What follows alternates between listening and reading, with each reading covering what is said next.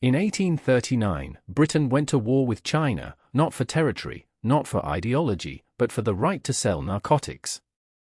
The weapon wasn't a gun or a ship. It was opium. In the early 1800s, China stood as one of the world's most powerful and self-sufficient empires. The Qing dynasty ruled over a vast population, producing goods the world desired: tea, silk, porcelain. But China kept its markets closed, trading only for silver. Britain, hooked on Chinese products, found itself bleeding wealth. The solution?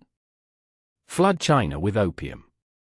What followed wasn't just a trade dispute, it was a calculated campaign to break a nation through drug dependency, enforced by warships and cannons.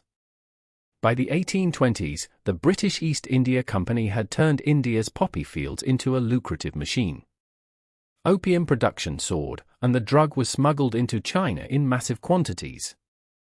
Silver flowed out of China and into British coffers.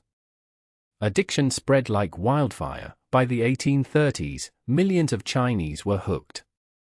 The social and economic damage was catastrophic. Farmers abandoned their fields. Families collapsed. Crime surged. The Qing government, alarmed, tried to stop the trade.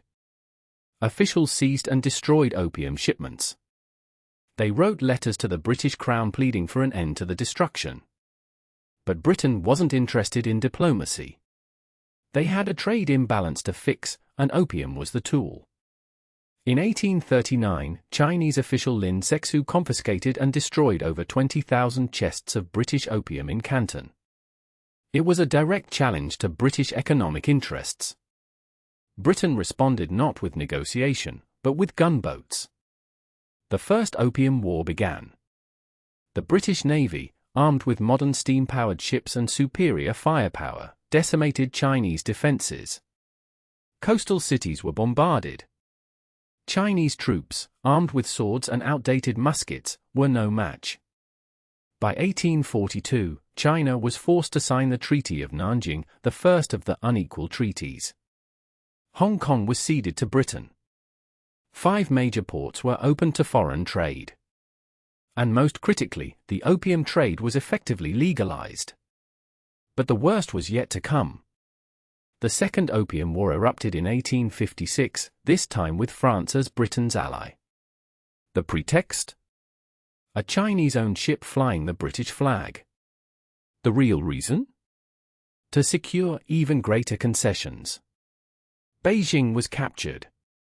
The old summer palace was looted and burned to the ground. In 1858, the Treaty of Tientsin was imposed. China was forced to legalize opium entirely, open more ports, allow foreign embassies in Beijing, and grant missionaries free rein to proselytize. The opium trade boomed. China's sovereignty was shattered. What followed was a century of foreign domination, unequal treaties, and internal chaos, a period the Chinese still call the century of humiliation. The Opium Wars were never about free trade. They were about forcing a nation to its knees through addiction, then using military power to ensure the drug kept flowing.